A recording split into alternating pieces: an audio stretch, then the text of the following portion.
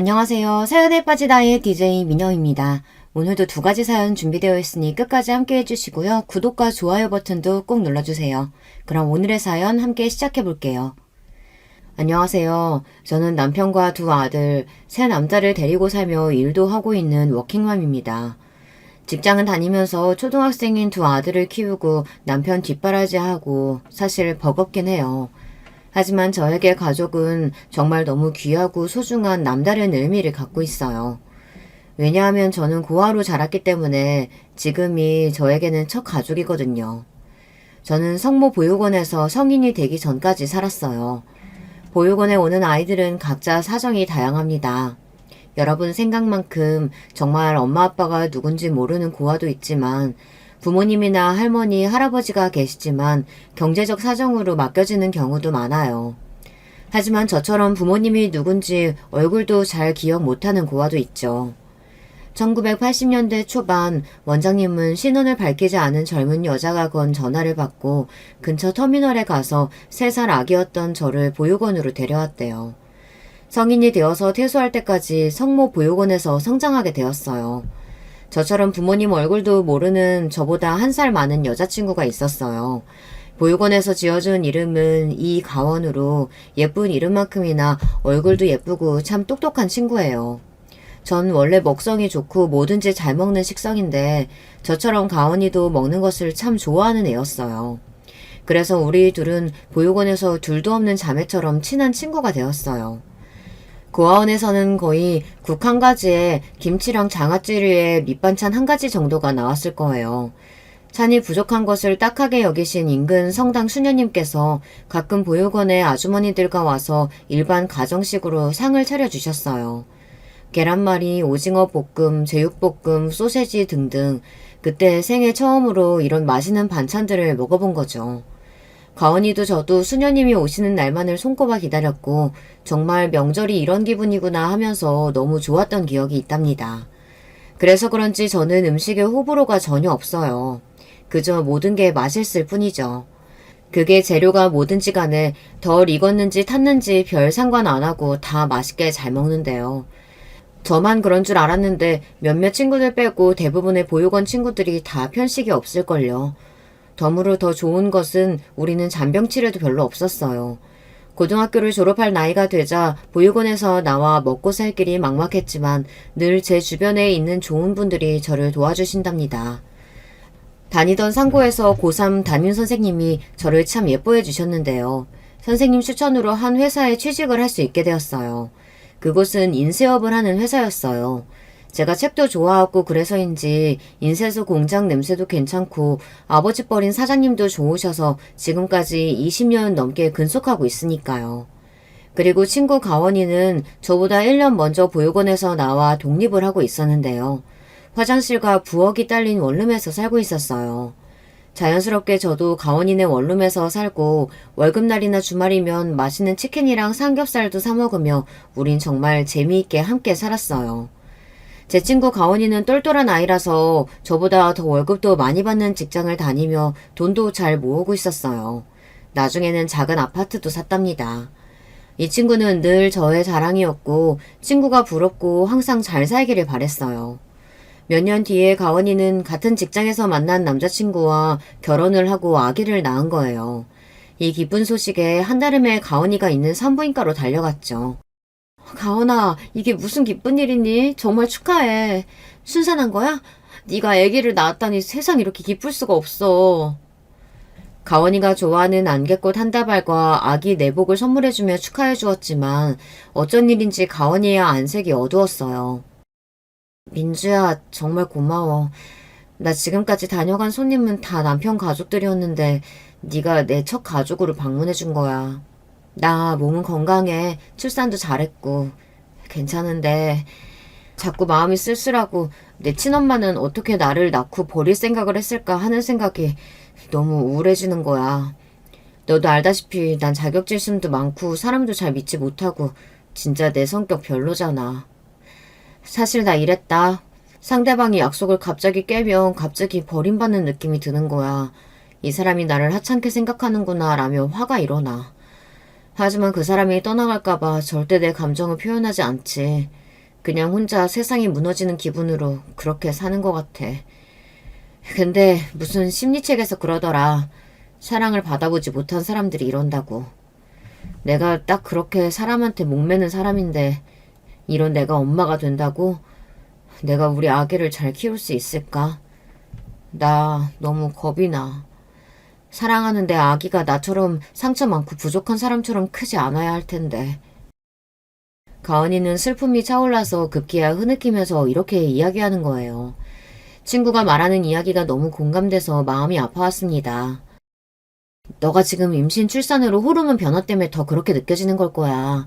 내가 볼 때 넌 그런 어두운 면을 극복하기 위해 더 열심히 마음을 다해서 살아왔잖아. 그래서 능력도 쌓고 지금 좋은 남편과 결혼까지 했는데 이제 무슨 걱정이야. 너의 아기는 밝고 긍정적이고 명랑한 성격이 될 거야. 너무 걱정하지 마. 아이들은 부모의 불안을 신기하게도 잘 눈치챈대. 좋은 생각만 해. 그리고 한편으로는 나도 가은이처럼 결혼해서 가정이 생기면 좋겠다고 아기를 낳고 싶다는 마음이 간절해졌어요. 제가 결혼하고 싶은 마음이 간절해질 때쯤 저에게도 인생의 반쪽이 될 사람이 짠하고 나타났답니다. 저는 늘 운이 좋은 사람이라고 입버릇처럼 말하는데 정말 사실이라니까요. 동생들을 보러 원장님을 도와드리기 위해 한 달에 한 번 정도 보육원에 갔어요. 제가 간 날 보육원에 봉사를 와주시는 분들이 와 있었는데 그중 한 남자가 내 동생들을 데리고 뭐라고 이야기를 하고 있더라고요. 전 가까이 가서 들어보았죠. 이 아저씨 이름은 주성재야. 그래서 내 별명이 주성치였잖아. 니네 홍콩 배우 주성치 알아? 아, 모른다고? 여튼 그 배우처럼 이 아저씨도 학창시절에 학교에서 애들 괴롭히는 놈들 내가 혼내주고 복수해줬어. 너네도 괜히 고아라고 주눅들지 말고 어깨 피고 당당하게 살아야 돼. 누가 고아라고 놀리면 가서 코를 확 때려버려. 저기요, 누구신진 모르지만 제 동생들한테 폭력을 가르치시는 거예요? 그리고 요즘에 고아라는 부정적인 단어 안 써요. 괜히 내 동생들한테 허튼 말하는 사람인 줄 알고 저는 그 남자에게 한 소리 했는데요. 오히려 그 남자는 멋쩍어 하면서 밝게 웃었어요. 제가 무식해서 그걸 몰랐네요. 주의하겠습니다. 처음 뵙겠습니다. 전 오늘 봉사하러 온 34살 주성재라고 해요. 그렇게 우리 둘은 같이 아이들 점심 식사를 챙겨주면서 친하게 되었어요. 봉사활동이 끝나고 나오면서 성재 오빠는 저에게 저녁 식사를 대접하고 싶다며 근처 감자탕집으로 데려갔습니다. 감자탕을 먹으면서 전 보육원에서 어떻게 자랐는지 등 사는 이야기를 했어요. 나의 고아 시절 이야기를 듣는 내내 성재 오빠는 저를 똑바로 봐주었고 진지하게 제 이야기를 귀 기울여 들어줬어요. 그리고 한없이 따뜻한 눈빛으로 자신의 이야기를 해주었죠. 민주, 너를 처음 봤을 때 너무 밝고 예쁜 친구라서 너도 그 보육원 출신인 줄 까맣게 몰랐었어. 근데 그런 어려운 환경에서도 참 잘 자랐구나. 너만큼 부모님에 대한 애틋함과 그리움을 비할 수는 없겠지만 사실 나도 작년에 아버지가 돌아가셨어. 아주 엄격하고 가부장적인 분이셨는데 젊었을 적 건설에다 다니다가 일은 퇴직을 하고 난 후 지인들과 호프집을 창업했다가 2년 만에 말아먹었지. 그때 충격 때문이셨을까? 가난 판정을 받으시고는 3년도 채 못 사시고 돌아가셨어. 난 아직도 우리 아버지가 그립거든. 성재 오빠와 저는 서로가 더욱 가깝게 느껴졌고 보면 볼수록 성재 오빠가 괜찮은 사람이라는 생각이 들었어요. 그리고 우리는 연인이 되었고 다음 해에 결혼까지 하게 되었답니다. 제가 정말 원하던 가정을 갖게 된 거예요. 우리 시모는 많이 알뜰하시다는 점 빼고는 특이한 것 없는 평범한 분이세요. 예전에 없이 사셔서 절약하는 습관이 몸에 배이셨을 뿐인 거죠. 엄마, 이제 우리 집도 살만해요. 변기에 용변 보고 물은 바로바로 내립시다. 아직도 남이 본 소변 위로 내가 볼일을 봐야 하냐고. 이놈아, 그래도 있을 때 아껴야 하는 거야. 물 내리는 수도세는 누가 준다고 하디? 작은 것부터 아껴야 부자가 되는 법. 그리고 내가 니들 키우면서 학원비나 책감 아끼는 거 봤어? 다 이 애미 덕에 그렇게 니들이 성공한 거야. 시모는 이렇게 아들 둘을 대학까지 잘 보내고 키워낸 것에 자랑스러워 하셨어요. 사실 처음 결혼할 때에는 제가 고아원 출신이라는 것을 시모는 염려하셨죠. 결혼하고 나서 제가 남편에게 잘하고 시모에게 살갑게 굴고 챙겨드리는 모습을 보고 이내 저에게 마음을 여섰죠. 지금은 만나는 사람들마다 우리 첫째 며느리 잘 들였다고 자랑하시면서 엄마처럼 저를 위해주세요. 엄마의 손길을 느껴본 적 없이 자란 저를 애처롭게 생각하신 시모는 그 빈자리를 대신 채워주셨어요. 결혼한 첫 해 겨울 독감에 걸려서 꼼짝 못하고 집에서 앓고 있는데 우리 집에 시모가 찾아오셨어요. 회사에 간 남편을 대신해서 얘 얼굴 좀 봐라. 뭐 먹기는 했다니? 하시고는 전복죽을 끓여서 주시고 저를 병원에 데려가 주셨죠. 어머님의 간호덕에 5일 만에 다 나았는데 곰국이랑 인삼 다리물을 챙겨주시면서 건강 잘 챙기라고 말씀해주시고 저는 정말 감동했어요. 이렇게 좋으신 시모에게 평생 충성하기로 마음먹었죠. 부모 없이 자랐지만 이렇게 따뜻하고 좋은 시모가 생기다니 역시 저는 행운아예요. 그런가 하면 시댁의 동서는 제가 좀 무서워하고 불편해하는 사람입니다. 남편과 결혼하고 시댁에 들어온 지 2년쯤 뒤에 서방님과 결혼한 동서는 처음 만났을 때부터 사람이 좀 거만하고 안하무인 같다는 생각이 들었어요. 제 직업이 궁금하세요? 어쩌죠? 전 직업 같은 거 가져본 적이 없어요. 우리 친정이 부자인데 제가 뭐하러 직장을 다녀요? 이날까지 돈 한 장 벌어본 적이 없는걸요. 라면서 대놓고 자랑했어요. 동서는 음식도 아무 것이나 입에 넣지 않았어요. 누가 제 입에 맞지도 않은 거 주면 너무 싫어요. 그러니까 어머님 저한테 괜히 반찬 해주고 그러지 마세요. 제 까다로운 식성 맞출 수 있는 전문 셰프나 단골 레스토랑 아니면 먹지도 않거든요. 이렇게 자신의 까탈스러운 입맛과 자기 취향을 정확하고 당당하게 말하는 모습을 보면서 오히려 멋있다는 생각까지 들었어요. 왠지 입맛 없거나 불면증이 있는 사람들이 옛날로 치면 귀족같이 고급스러워 보였거든요. 저는 돼지처럼 아무 음식이나 잘 먹고 언제 어디서 좀 쿨쿨 잘 사는 게 좀 부끄러웠어요. 하지만 동서는 가끔 도가 지나치게 말을 해서 가족들을 당황하게 만들었어요. 우리 친정엄마가 그랬어요. 저는 점집에 가면 초년복, 부모복은 좋은데 남편복이 없다고. 형님은 친정은커녕 고하시고 시아주버님은 늦은 결혼에 학교도 다닌다고 하고 다들 너무 없이 사니까 여유되는 내가 돈으로 시댁 봉사한다는 마음으로 드리는 거예요. 제가 아니면 누가 하겠어요? 시댁의 냉장고랑 세탁기가 고장나서 바꿔드릴 때 동서가 이렇게 이야기를 하는 거예요.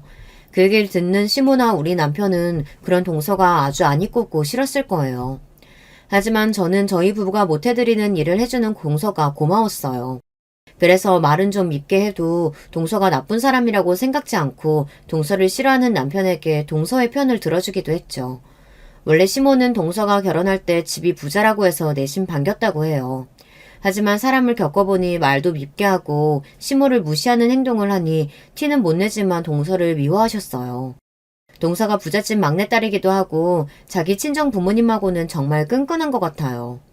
시댁에는 명절이나 어머님 생신 딱 3번만 겨우 얼굴을 비추는데 자기 친정집하고는 철마다 같이 해외여행도 가고 그런 모양이더만요. 반면에 시모한테는 전화도 없고 어디 모시고 다녀본 적도 없는 며느리니까 시모도 참다 한번 동서에게 불만을 얘기하셨던 적이 있었어요. 하지만 동서는 눈 하나 깜빡 안 하고 이렇게 이야기했대요. 그건 어머님 친자식 재은 씨한테 효도받아야 할 일이니 어머니가 그게 서운하시면 안 되는 일이죠. 아들과의 관계를 먼저 고민할 일이에요. 솔직히 며느리는 남이니까 내가 재은 씨가 번 돈으로 친정에 효도하는 것도 아닌데 뭐가 문제일까요? 시모가 저에게 이 이야기를 하소연하면서 얼마나 속상해 하시던지요. 이렇게 이기적이고 기가 센 여자랑 서방님은 어떻게 사랑하고 결혼까지 한 건지 궁금했어요. 서방님은 좀 우유부단하고 자기 주관이 좀 없는 성격이래요. 팔랑귀에 사람 좋은 서방님은 어릴 때 앞장서는 형을 졸졸 뒤따라다니고 형이 하는 일은 뭐든 멋있어 보인다며 따라다녔대요. 그러다 동서를 만나고 집안이 부유하고 자기 주관이 뚜렷한 동서 모습이 멋있어 보여 반했다고요. 여러분은 벌써 느낌이 오시죠? 사실 동서의 성격은 그런 것이 아니라 그냥 이기적이고 자기중심적이었던 것인데 말이죠. 저도 그 당시에는 몰랐는데 많은 일을 겪고 뒤늦게서야 알게 되었어요. 서방님은 그런 동서에게 시달리며 결혼 생활을 하며 힘들어했어요. 하지만 왜인지 이혼하지 못하고 동서에게 맞춰주면서 살고 있더라고요. 남편과 결혼하고 난 다음 해에 저에게 천사가 찾아왔어요. 우리 부부의 아기를 제 뱃속에서 잉태하게 된 거예요. 고아로 외롭게 자란 저에게 제 아이는 정말 특별했습니다. 열심히 태교에 힘썼죠. 임신 중기까지 입덧으로 음식을 입에 가져가는 것도 힘들었어요. 그렇게 아무거나 잘 먹는 제가 말이에요. 그래도 입에 안 들어가더라도 과일과 채소는 꼬박꼬박 챙겨 먹었고 아이가 아빠처럼 똑똑해지라고 고등어와 생선도 열심히 먹었습니다. 집에는 늘 클래식 선율이 흐르도록 음악을 틀어주고 자주 아이가 들을 수 있도록 소리내어 동화책을 읽어주었죠. 남편과 자주 주변 공원 산책도 하며 운동도 열심히 하고요. 제 노력을 하느님도 아셨는지 저는 9개월 뒤 건강한 남자아이를 출산했어요. 출산의 기쁨은 더해져서 연년생의 동생을 바로 갖게 되었고 이듬해 출산해서 저는 졸지에 아들 둘 가진 엄마가 되었답니다. 모든 가족들의 축복이 이어졌어요.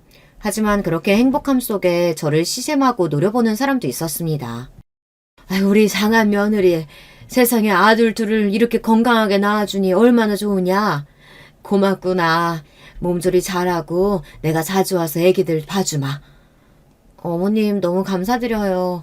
저 애기 낳고 나니까 미역국이 그렇게 맛있더라고요. 원래도 잘 먹었지만 진짜 그릇째 먹을 수 있었던 것 같아요. 으이구 복스러운 것. 그래 이 시애미가 굴도 넣고 고기도 넣고 아주 미역국을 스페셜하게 끓여다 주마. 형님 많이 기쁘세요? 그럼 동서도 건강하니까 곧 아이 갖고 낳으면 알게 될 거야. 출산은 힘들지만 이 기쁨은 말도 못해. 하긴 형님은 고하니까 외롭게 지내서 아들 둘이랑 시끌시끌 지내는 게 로망이었겠네요. 아니다. 고아원이 애들은 더 많지 않아요? 그때가 더 시끌시끌했겠네. 제가 좀 단순하고 둔합니다. 이때의 동서 말이 제가 고아였다는 사실을 비꼬면서 들춰내는 것인지 그때는 눈치채지 못했어요. 왠지 모르게 동서와 말을 섞고 나면 늘 가슴 한구석이 찜찜했지만요. 지금 짐작하건대 동서도 저와 비슷한 시기에 결혼해서 임신을 계획하고 있었지만 제가 먼저 임신해서 아들 둘이나 출산한 것에 질투심을 느낀 것 같아요.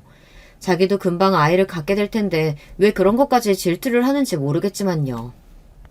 그러다가 어느 해인가 설날에 한 사건을 겪고 저는 동서가 얼마나 음습하고 못된 사람인지 처음 알게 되었어요. 우리 아이들은 건강하게 잘 자라 5살, 4살이 되었고 예쁜 한복을 입혀 시댁에서 세배를 하고 덕담을 듣는 시간이었죠.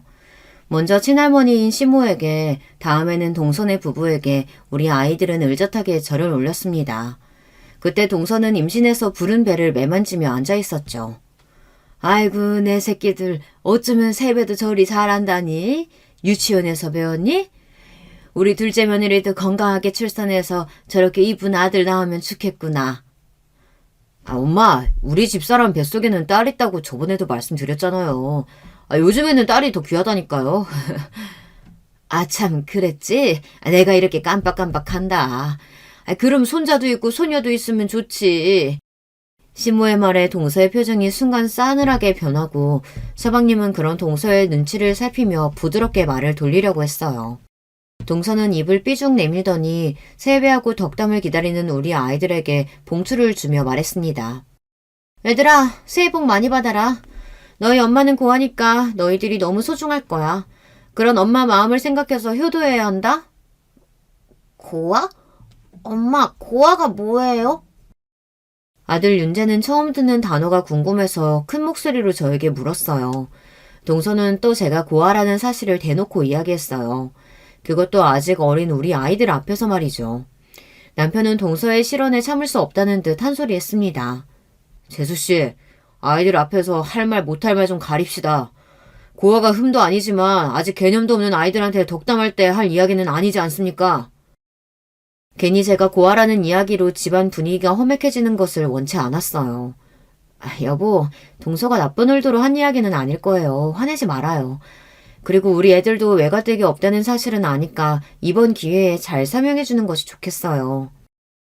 그리고 무슨 영문인지 모르겠다는 듯이 눈을 동그랗게 뜬 내 아이들의 눈높이로 내려앉아서 저는 차근차근 설명을 해주었어요.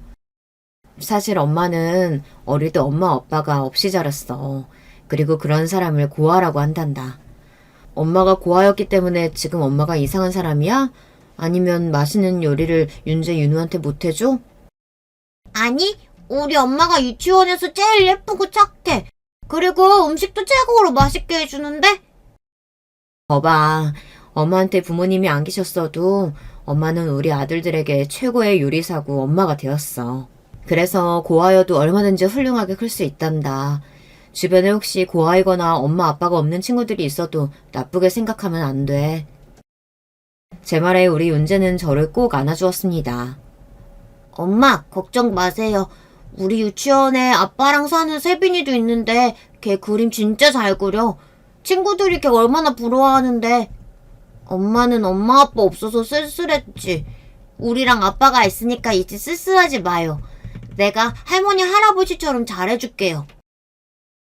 6살인 우리 윤재가 이렇게 저를 따뜻하게 오히려 위로해 주는 거예요. 심성이 바르고 잘 큰 우리 아이들에게 너무 고마워서 눈물을 흘릴 뻔했습니다. 그렇게 잘 마무리된 일로 끝났지만 전 동서에게 서운한 마음이 들기 시작했습니다. 아무리 그래도 어린 우리 아이들 앞에서 제가 고아라는 말을 꼭 해야 했던 걸까요? 그리고 동서는 유통기한이 지난 햄이나 상한 생선이나 반찬을 선물이랍시고 주었어요. 처음에는 동서가 상한 건지 모르고 줬겠지 하고 아무 말 없이 쓰레기로 버렸습니다. 하지만 이 얘기를 들은 제 친구 가원이는 말했어요. 이 곰탱아, 내가 네 동서 조심하랬지.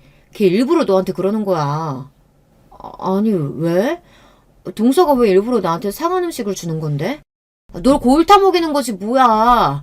못되고 삐뚤어진 애들이 괴롭히는 수법이잖아. 학교 다닐 때 깡패같이 애들한테 장난치고 괴롭히는 애들이 상한 우유 먹였던 거 몰라?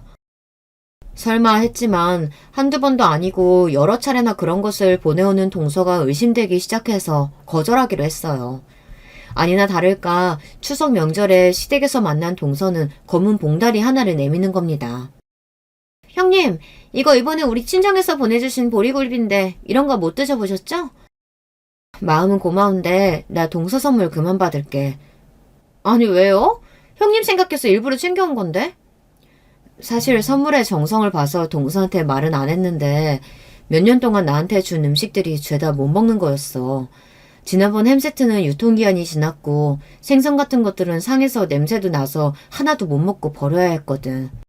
동서도 모르고 그랬겠지만 그냥 서로 안 받는 게 좋을 것 같아서 솔직하게 이야기하는 거야. 저런, 그랬구나. 근데 형님은 뭐든지 잘 드신다고 다 소화하신다고 그랬잖아요. 그거 조금 상했다고 못 먹을까요? 동서는 상한 음식을 주었다는 사실에도 저에게 미안하다는 사과 한마디 없었습니다. 그리고 상한 음식을 먹고도 괜찮은 사람이 어디에 있을까요? 제가 진짜 너무 튼튼한 위장을 가지고 있다고 동서는 그렇게 생각한 걸까요?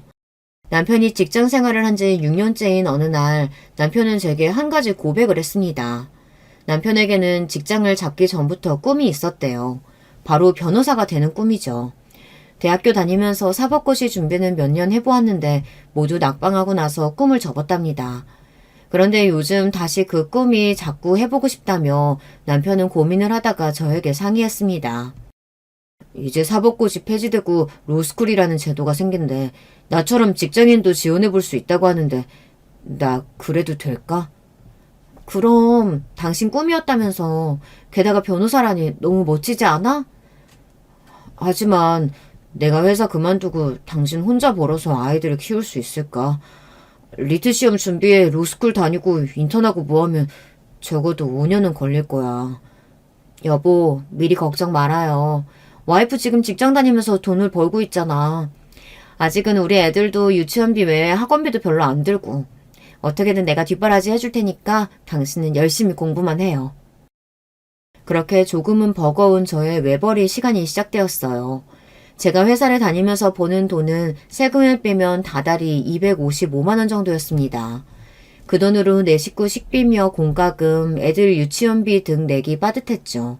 하지만 남편은 열심히 리트 시험 공부를 해서 당당히 합격했습니다. 로스쿨에 갈 때 학비는 몇 천만 원이 드는 큰 비용이라서 어쩔 수 없이 살고 있던 빌라집 전세금으로 담보대출을 빌려야 했습니다. 이렇게 큰 돈을 빌려보기는 처음이라서 은행에서 직원과 대출 서류를 작성하는데도 손이 덜덜 떨리더라고요.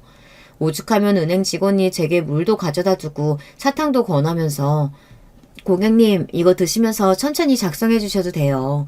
원래 대출이 처음 받을 때는 세상 무섭답니다. 이렇게 저를 신경 써주더라니까요. 금전적으로 빠듯한 형편에도 우리 애들이 어디 아픈 데 없이 건강하고 밝게 자라주었고 남편도 법학대학원을 잘 다니고 있어서 저는 매일 힘이 났어요. 남편은 3년의 대학원의 졸업시험까지 좋은 성적으로 패스하고 졸업하였습니다. 그리고 대기업의 법무팀에 인턴 자리를 따내었어요. 남편의 뒷바라지를 한 지 거의 5년 만의 일이었습니다. 여보, 당신 정말 열심히 공부하더라. 결국은 해냈군요. 이건 다 당신 덕분이야. 나 이제 변호사로 제대로 일해보려고. 그리고 당신한테 평생 충성할게. 남편은 기업체 법무팀의 인턴으로 월급을 받아오기 시작했고 인턴을 끝내고서는 서초동에 사무실을 개업했습니다. 물론 아직 우리에게는 담보대출이 남아있었고 남편이 개업하면서 더 대출을 받을 빚쟁이 신세였지만 앞으로 밝은 미래가 보이잖아요. 정말 행복했습니다. 이렇게 멋진 가족과 함께 살고 그들을 부양해온 제 자신이 자랑스러웠어요. 남편은 변호사로서 열심히 일했습니다. 우리 남편은 조금 특이한 변호사였죠. 대부분의 변호사들은 인턴 생활을 마치고 대형 로펌에 취직하는 것이 목표예요. 하지만 남편은 규모가 좀 있는 로펌에서 오라는 제의를 받고도 거절하고 본인 스스로 사무실을 열었습니다. 그 이유가 무엇인지 아세요? 난 내가 하고 싶은 소송을 맡을 거야. 돈을 쫓아서 흉악범들이나 아동추행범들 변호 맡는 그런 인생을 살고 싶진 않아. 우리 남편은 정의감에 사는 남자예요. 그래서 그런 남편의 뜻을 믿고 전 남편이 하자는 대로 따라주었습니다. 우리 남편이 변호사가 되면 그간의 대출금도 바로 갚고 드라마 속의 변호사처럼 정장을 멋있게 차려입고 돈도 많이 벌 줄 알았어요. 그렇지만 우리 남편은 돈은 안 되지만 정말 도움이 필요한 의뢰인을 맡아서 사건의 승소에도 큰 돈을 벌지는 못했습니다. 하지만 제가 함께 벌면 되니까요. 우리 남편이 대학원 신분에서 벗어나 돈을 버는 것만으로도 감사했습니다. 우리 부부는 맞벌이로 돈을 벌고 초등학교에 들어간 아이들을 키우며 행복하게 잘 살고 있었어요. 이제 더 이상 외롭지도 않고 행복함만이 가득할 거라고 저는 생각했죠. 하지만 전 세상 모든 사람이 착하고 좋을 거라는 말도 안 되는 착각 속에 살고 있었던 거예요. 제 바로 근처에는 제 상처를 노리고 후벼팔 기회만 노리는 승냥이 같은 인간이 있었어요. 그리고 그 인간과 제대로 맞붙게 되는 사건이 벌어지고야 말았습니다. 어느 날 신나는 소식을 남편이 알려왔어요. 남편이 변호를 맡았던 사건이 재판에서 승소해서 의뢰인이 너무 감사하다면서 자기네 식당으로 와달라고 했습니다. 그날 저녁에 남편은 시모에게 한우를 쏘겠다고 말씀드렸지만 시모는 이미 중요한 약속이 있으시다고 해서 우리 가족은 식당에 갔습니다. 법원 근처에 있다는 의뢰인의 식당은 그냥 식당이 아니었어요. 2층짜리 건물로 고급 한우 식당이었던 거예요. 평소라면 너무 으리으리해서 비쌀 거야 하면서 들어갈 엄두도 안 날 만큼 위용을 자랑했습니다. 고급 한우 식당에서 마음껏 고기를 먹다니 이건 다 우리 멋진 변호사 남편 덕이에요. 고마워요. 저는 맛있는 소고기를 먹을 생각에 잔뜩 들떠 남편의 팔짱을 꼈습니다. 우와, 여기 고깃집 좀 봐. 장난 아니다. 아빠, 오늘 여기에 있는 고기 다 먹어버려도 돼요? 그럼 아빠가 변호 잘했다고 받는 상인 거니까 너희들 배 터질 때까지 먹어. 우리 가족은 모두 신이 나서 식당 현관에 들어가고 있었어요. 그런데 뒤에서 익숙한 목소리가 들렸어요. 거지도 아니고 이깟 한우에 저렇게 난리야? 남편은 서방님네 부부도 식당에서 함께 먹자고 불렀던 거예요. 다짜고짜 인사도 없이 아니 내 남편과 애들까지 다 싸잡아서 거지라뇨. 저는 화가 올라와서 동서에게 쏘아붙였습니다. 동서, 말이 심하네. 말실수도 적당히 해야지. 나도 슬슬 듣기 거북해지네. 우리 남편 덕에 먹으러 왔으면 동서도 거지야? 아니 형님, 그냥 농담한 거 가지고 왜 그렇게 정색하세요? 얄밉게도 농담이라면서 동서는 사과도 없이 대충 넘기는 거예요. 남편의 얼굴은 저보다 더 험악했는데 저는 그런 남편을 다독였어요. 여보, 동서가 좀 말실수가 많잖아. 그냥 이해해요. 애들도 저렇게 좋아하는데 분위기 망칠 필요 없잖아. 남편은 겨우 화를 참고 식당에 들어가서 여러 가지 소고기와 식사를 시켰습니다. 소고기는 정말 꿀맛이었어요. 원래 고기를 특히 좋아하는 우리 가족은 이 야들야들하고 육즙이 가득한 소고기에 흠뻑 취해 코를 박고 먹어치웠습니다. 먼저 꽃등심 6인분을 순식간에 먹어치우고 추가로 고기를 주문하려고 메뉴판을 보고 있었어요. 형님, 그냥 이번엔 새우살 시켜봐요. 고아여서 소고기 얼마 못 먹어봤을 텐데 특등급 한우 부위를 뭘 한다고 메뉴판을 보고 있어요. 이렇게 동서가 대놓고 저를 조롱하는 겁니다. 저도 이제 더 이상은 참기가 어려웠어요. 나도 이제 변호사 안 했는데 고아라는 이유로 아직까지 소고기 한 번 못 먹어봤겠어, 동서? 내 고아 얘기 이제 그만해줬으면 좋겠어. 더 이상 들어주기 힘들겠거든. 저는 이렇게 처음으로 동서에게 화를 내고 말았어요. 그리고 감정이 복받쳐서 테이블 자리에서 나와 식당 밖에 서서 흐르는 눈물을 훔치고 있었어요. 잠시 뒤 남편이 저에게 와서 위로해 주었습니다. 여보, 진짜 열받지. 사실 당신보다 내가 더 화가 나서 못 참겠어. 두고 봐. 내가 재수씨, 아니, 저 여자한테 복수할 테니까. 그러니까 지금은 참고 들어가자. 아이들도 당신 없으니까 고기 안 먹고 기다리고 있어. 어서 들어가서 맛있게 먹자, 어? 남편의 얘기에 화를 누그러뜨리고 자리에 와서 앉아 고기를 굽기 시작했어요. 하지만 이게 어떻게 된 일인지 꿀떡꿀떡 넘어가던 고기의 맛은 아까와 달랐습니다. 아마 동서의 말에 감정이 상해서 식욕까지 잃어버렸나 봐요. 이런 경험이 낯선 저는 그동안 동서 때문에 얼마나 상처를 받았는지 그때서야 깨닫게 되었어요.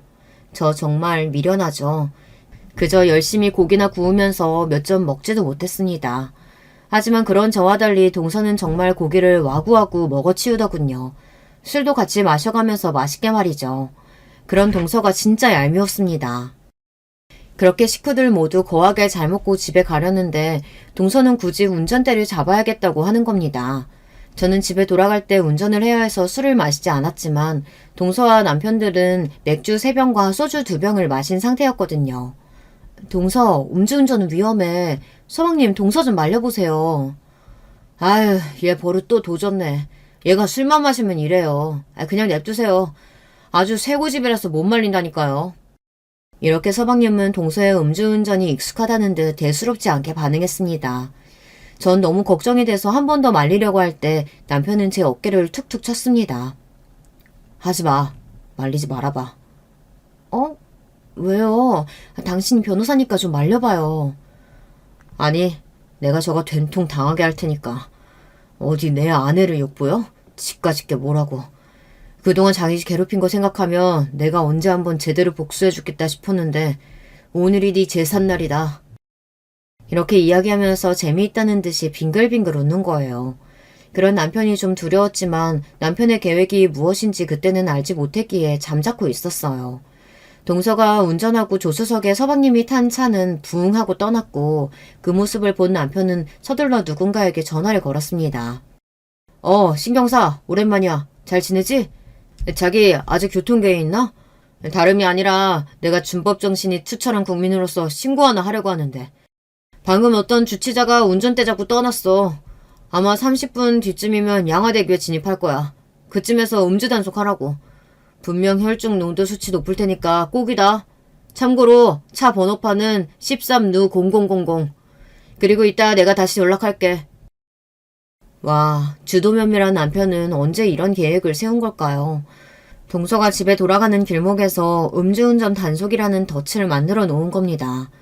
남편은 신경서라는 고등학교 후배에게 전화를 했으며 그 후배는 원래 지능수사과에서 일하다가 교통경찰계로 이직을 했다고 합니다. 그리고 동서의 음주운전을 제보하기에 아주 적절한 사람이라고 저에게 설명했습니다.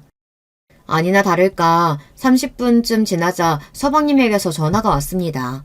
하지만 어쩐 일인지 남편은 서방님의 전화를 계속 무시하고 받지 않는 거예요. 대신 아까 전화했던 교통경찰관에게 전화해서 어떻게 된 상황인지 물어보았어요. 네. 김효준 씨와 동승자 주재훈 씨에게 음주 단속 2회 요구했지만 불응해서 인근 파출소로 인계해서 조사하고 있어요. 그 사람들 자기가 아는 변호사 있다면서 변호사 대동하겠다고 선배님 이름 부르던데 내가 아는 척을 해야 하는 건가 모르겠네. 아니, 절대 안 되지. 나는 내일 갈 거야. 남편은 한참 뒤에 부재중 전화를 20통이나 남긴 동서에게 전화를 걸었습니다. 재수씨, 지금 경찰관 얘기로는 음주 단속 측정을 거부하고 있다고요? 계속 거부하실 건가요? 3회 거부하면 도로교통법 제148조 2항에 음주 측정 거부죄가 성립됩니다. 그러면 1년 이상 5년 이하의 징역 또는 500만 원 이상 2천만 원 이하의 벌금에 처해질 수 있다고요. 자꾸 거부하면 큰일 나니까 어서 경찰관에게 협조하세요. 동서는 남편이 이렇게 이야기하니 무서워서 바로 음주 측정에 협조했다고 합니다. 측정 결과는 혈중 알코올 농도 0.08%, 도로교통법상 1년 이상 2년 이하의 징역 또는 500만 원 이상 1000만 원 이하의 벌금에 처해질 위기에 놓인 것이라네요. 그리고 1년 동안 면허 취소까지 더해줬다고요. 동서는 지하철이나 버스 정류장과 떨어져 있는 빌라에 살고 있어서 매일 운전하며 돌아다녀야 하는 사람인데요. 앞으로 불편해서 어떻게 하냐고 울상을 지었습니다. 시아주버님이 변호사니까 저 좀 꺼내주세요. 그리고 제발 징역이나 벌금 좀 안 나오게 해주세요. 걱정 마세요, 재수씨. 이렇게 싱긋 웃으면서 동서에게 답하는 남편을 보면 그 속에 너 좀 죽어봐라 하고 모두 자신이 꾸민 계략이란 것을 까맣게 모를 겁니다. 동서는. 그동안 내가 고아 출신이라는 것을 그렇게 구박하고 조롱하더니 이제 바로 자신이 깊은 나락에 빠지게 될 줄 모르고 남편에게 허리를 굽혀서 인사를 했습니다. 일단 경찰서에서 조사를 마친 동서와 서방님은 귀가를 했습니다. 그리고 4일 뒤 동서는 울면서 우리에게 찾아왔어요. 시아주버님, 경찰에서 문자 받았는데 검찰청으로 제 사건이 인계됐대요. 나 어떻게 되는 거 아니죠? 남편은 아마 며칠 뒤에 간화 벌금 고지서가 나올 텐데 잘 납부해도 되고 너무 많다 싶으면 안 내도 된다고 동서에게 설명했습니다. 그 벌금이 중요한 것도 아니고 검찰 민원실에다가 벌금은 너무 많으니 정식 재판 신청했다고 당당하게 말하세요. 그래도 재판까지 가는 게 너무 무섭거든요. 그냥 벌금 낼게요. 에이, 재수씨답지 않게 왜 그래요. 너무 저 자세로 나가면 별로예요. 벌금 내지 말고 정식 재판 신청해요. 그런데 며칠 뒤에 남편은 서방님과 동서에게 그간 고생했으니 맛있는 것을 사주겠다고 불러내는 것 아니겠어요. 우리 넷은 맛있는 돼지고기 전문점에서 삼겹살과 항정살을 먹었습니다. 이미 여기에서 소주와 복분자주를 거하게 마신 우리는 흥이 올라왔거든요. 평소 술을 자제하는 남편이 웬일인지 그날따라 2차를 쏘겠다고 해서 서방님과 동서는 더욱 환호하며 인근 와인바에 갔습니다. 술이 거하게 오르자 한동안 잠잠하던 동서는 다시 저에게 특유의 비릿한 미소를 보이며 저를 괴롭히기 시작했어요. 내가 중학교 때 딱 형님같이 생겨먹은 애가 있었는데 내가 어떻게 할게요? 쉬는 시간마다 불러내서 머리카락이나 눈썹 라이터로 태우고 빵 셔틀 시켰어요. 그렇게 3년 괴롭혀도 전 학교 잘만 다녔어요. 왠 줄 아세요? 걔도 편부모 가정이고 없이 살아서 기댈 데가 없었거든요. 재력도 있고 학부모 회장까지 한 우리 엄마가 있는데 선생들은 내가 일진놀이 하는 거 눈치채고 있다 한들 딱히 나를 어쩌진 못하더라고요. 걔는 내가 시키는 거 뭐든지 다 했는데 형님 보면 자꾸 걔가 떠올라서 어떡해 해요? 역시 동서가 독해 보이고 못돼 먹은 짓을 하는 것은 다 그런 과거가 있었기 때문이었어요. 중학교 시절부터 일진놀이를 하는 썩은 인성녀였던 거죠. 그 이야기를 들은 저는 너무 화가 나서 나가버렸고 남편은 그런 저를 급히 뒤따라왔어요. 자기야, 괜찮아? 정말 저 나쁜 년을 어떻게 하지? 여보, 나 당신한테 부탁할게. 저렇게 못되고 나쁜 동서 나 절대 용서 못하겠어. 꼭 심판 받게 해야 돼. 무슨 방법 없을까? 제 사정을 듣던 남편은 잠시 생각하더니 그럼 나만 믿고 기다려줄 수 있지? 일단 집에 가서 쉬고 있어. 사실 동서가 있는 그 술자리에 다시 가고 싶지도 않았어요. 저는 택시를 잡아타고 집으로 향했습니다. 그간 동서에게 당한 수모, 그동안 내가 느꼈던 거북함과 불쾌했던 기억이 자꾸만 떠올라서 잠을 이루지 못했습니다. 한편 우리 남편은 지금 무엇을 할까 궁금해졌어요. 그렇게 남편을 기다리며 집에 있는데 이윽고 남편이 돌아왔어요. 자기야, 어떻게 됐어? 동서도 못된 년 어떻게 할 건지 설명 좀 해줘봐, 응? 전 너무 궁금해서 미칠 지경이었지만 남편은 모든 일이 다 이루어진 뒤에 한꺼번에 설명해주겠다고만 했어요. 그리고 정말 얼마 뒤 동서에게는 큰 사단이 벌어지고 말았습니다. 그제서야 남편은 저에게 동서에게 벌어진 일들을 차근히 설명해 주었어요. 제가 와인바에서 떠나고 난 뒤 남편은 아무렇지 않은 얼굴을 하며 서방님과 동서에게 다가갔습니다. 우리 집사람이 속이 안 좋다고 먼저 집에 가겠다고 하네. 어차피 우리 여보는 술도 잘 못 마시니까 우리끼리 거하게 어때? 서방님과 동서는 신나서 와인을 2병이나 더 시키고 정말 퍼붓고 마셨다고 합니다. 남편은 특히 동서에게 친한 척하고 그 비율을 맞춰주며 술을 엄청 먹였다고 해요. 동서는 그야말로 인사불성의 사태가 되었다고 합니다. 급기야 서방님과 동서는 술집 테이블에 얼굴을 받고 잠이 들고 말았대요. 그 모습을 본 남편은 신경사에게 전화를 걸어 와인바가 있는 서초동 인근에 교통경찰 몇몇을 보내 음주 단속을 시켜달라고 말했습니다. 남편은 동서에게 두 번째 덫을 놓고야 만 거죠. 남편은 동서를 깨웠습니다. 재수씨 일어나요. 동생놈은 완전 깔라네. 얜 지정신으로 못 가. 재수씨는 괜찮죠? 이 정도로 집에 못 갈 여자 아니잖아. 당연하지. 내가 어떤 사람인데 이 정도 와인에 쓰러질 줄 알아? 나 스스로 멀쩡하게 집에 갈 거니까 걱정 마요. 동서는 혀가 잔뜩 꼬부라져서 상가 주차장으로 갔고 그 뒤에 남편이 서방님의 팔을 어깨에 메고 부축해서 동서의 차로 데려다 주었습니다. 아니나 다를까 동서는 자연스럽게 운전석에 앉았고 그런 동서를 본 남편은 안도하며 서방님을 뒷좌석에 눕혀 차문을 닫았습니다. 재수씨 술 마셨는데 운전할 수 있어? 못하겠으면 내가 해주고. 아 진짜 짜증나게 괜찮다고 몇 번을 말해. 내가 운전을 레이서급으로 잘한다고. 오늘 잘 마셨고 다음엔 내가 쏠게. 들어가요. 이러고 차문을 쾅 닫고 부릉하고 거센 속력으로 차를 출발시켰다고 합니다. 그렇게 멀어지는 동서의 차를 노려보며 남편은 넌 이대로 내가 놓은 덫에 걸린 거다. 이번에는 가볍게 안 끝날 거다. 이렇게 중얼거렸다고 해요. 남편의 예상은 적중했습니다. 와인바가 있는 곳에서 불과 200m 거리의 대로변에서 도로교통경찰관들은 음주 측정 단속을 하고 있었고 동서는 꼼짝없이 그곳에서 덜미를 잡힌 것이죠. 게다가 그 양아치 같은 여자는 음주 단속을 하는 모습을 보고 차를 내몰아 도주까지 하려고 했답니다. 하지만 어차피 그 경찰관님들은 남편의 제보를 받고 동서 차의 번호까지 알고 동서를 기다렸는걸요. 동서의 차를 따로잡아 바로 체포해서 결국 경찰서로 잡혀갔다는 것입니다. 경찰관이 음주 측정을 해보니 동서의 혈중 알코올 농도는 0.1%로 정말 높은 수치가 나왔어요. 그대로 동서는 철장 신세가 되어버렸고 음주운전 2번 걸린 데다가 무면허 운전까지 이번에는 저번처럼 간단히 벌금형이 나오지 않을 거라고 남편은 이야기했습니다. 동서는 남편에게 납작 엎드려서 싹싹 빌었어요. 시아주버님, 저 이번에는 진짜 큰일 날 것 같아요. 경찰들도 저번하고는 태도가 달라요. 저한테 한 달 전에 약식 기소돼서 벌금도 안 내고 괘씸죄가 추가될 거라고. 이번에는 진짜 징역 갈 마음 단단히 먹으라고 하던데요. 저 진짜 감옥 가야 돼요? 아이, 재수씨가 감옥을 왜 가요. 나만 믿고 재판 진행합시다. 이번에는 아마 검사가 재수씨한테 징역형 기소하겠지만 내가 변호사잖아요. 내가 도와줄 테니까 걱정하지 마요. 우리 남편이 진심으로 도와준다면 안심할 수 있었을 테죠. 하지만 이것은 모두 내 남편의 복수궁임을 동서는 몰랐던 거예요. 동서는 남편이 알아서 다 처리해 줄 것을 믿고 평소와 같이 살았어요. 음주운전에 대해 반성하기는커녕 똑같이 신나게 운전하고 여기저기 놀러 다닌걸요.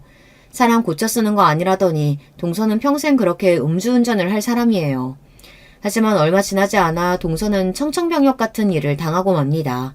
남편이 동서의 변호를 포기하겠다고 나선 것이죠. 한참 재판 중이고 곧 판결이 날 시기였는데 아마 동서는 기가 막혔을 겁니다. 시아주버님, 이제 와서 그게 무슨 말이에요? 자기만 믿으라면서 왜 갑자기 수임을 포기한다는 거예요? 판사가 로펌 변호사가 3, 4촌이면 원칙적으로 처리하지 않는 거라면서 변호사 재배당을 요청했어요. 형사소송법상 재수씨는 내가 대리할 수 있는 친족범이긴 한데 10년 전부터 재판부에서 사촌이 넘는 먼 친척일 경우에도 담당 변호는 하지 않는 것이 바람직하다고. 뭐 어쩔 수 없네요. 재수씨 사건 변호사는 내가 다른 사람 알아보고 다시 심리 받아야 할 거예요. 남편의 도움이 절실히 필요한 순간에 남편은 변호를 멈추었고 동서는 손도 제대로 쓰지 못하고 음주운전 사건에 대한 재판 결과를 받게 되었어요. 피고인 김유진 씨는 누범기간 법정 최고구간에 속하는 매우 높은 혈중 알코올 농도 상태에서 음주운전을 했다. 게다가 바로 한 달 전 음주운전으로 벌금형에 대해 자발적으로 벌금도 내지 않고 무면허 상태에서 또 음주, 무면허 운전까지 한 만큼 반성의 태도가 보이지 않아 실형 선고를 내린다. 이렇게 판시를 했습니다. 결국 동서는 징역 1년과 벌금 100만 원을 선고받게 되었어요. 일진의 과거를 갖고도 가정환경이 불우한 사람들을 무시하고 조롱한 결과라고 생각했습니다. 동서는 억울하다면서 우리 남편을 찾아왔어요. 이게 다 당신 때문이야. 변호사라는 작자가 그런 실수를 해? 아, 이제 보니 네 와이프 때문에 나 일부러 엿먹이려고 그런 거지? 잘도 알고 있네. 네가 한 짓들 때문에 그렇게 되었던 건 설명 안 해도 되겠지? 그리고 남 탓하지 마. 네가 음주운전해서 그렇게 된 거야. 이번만 걸렸을 뿐이지 너같이 술 먹고 운전대 남는 것들은 살인죄로 처벌받아야 한다고. 웃기지 마. 우리 신정에서 내가 감옥 가게 그냥 둘 줄 알아? 너보다 훨씬 잘 나가는 대형 로펌 변호사 선임해서 항소할 거야. 내가 이대로 당할 줄 알아? 화가 나서 들이받는 동서의 모습은 흡사 도깨비와 같았습니다. 자신의 한 잘못을 반성하고 용서를 구하기를 바라는 것은 무리인가 봐요. 서방님은 이번 일들을 지켜보면서 자기 아내를 더는 두둔하진 못하고 저 정도로 인간이 못돼 먹고 형님과 형수님에게 그럴 줄은 몰랐다며 사과를 했습니다. 그리고 아이들이 닮을까봐 무섭다며 감옥에 다녀온 엄마를 어떻게 자기 자식을 키우게 두겠냐면서 동서와의 이혼을 생각하고 있었습니다. 재은이 이 녀석 잘 생각했다. 그 여자 자기 친정에 돈 좀 있다고 그거 믿고 까부는 모양인데 그런 돈은 있다가도 없는 거야. 썩어 빠진 인성의 여자와 네 남은 인생 살면 결국 애들에게도 영향 갈 거야. 밑바닥 다 알게 된 이쯤에서 서로 헤어지는 게 옳아. 전 저를 괴롭힌 동서를 복수해준 남편이 사회 정의를 실현한 것만 같아 더욱 존경하게 되었어요. 가끔 돈도 안 되는 소액 사건을 맡아서 어려운 피해자들을 변호한다고 나설 때마다 속으로 이러다가 우리는 뭐 먹고 사나, 정의도 좋지만 수임료 잘 받는 사건도 좀 맡아주면 좋을 텐데 하고 불만이 있을 때도 있었어요. 하지만 이제는 남편이 하는 일이라면 뭐든지 저도 발벗고 나서서 돕고 그 누구보다 지지해주기로 했습니다. 여러분, 우리 남편 정말 멋있죠? 저도 멋진 남편에게 뒤처지지 않도록 열심히 살고 아이들에게도 바른 사람으로 자랄 수 있도록 교육하겠습니다.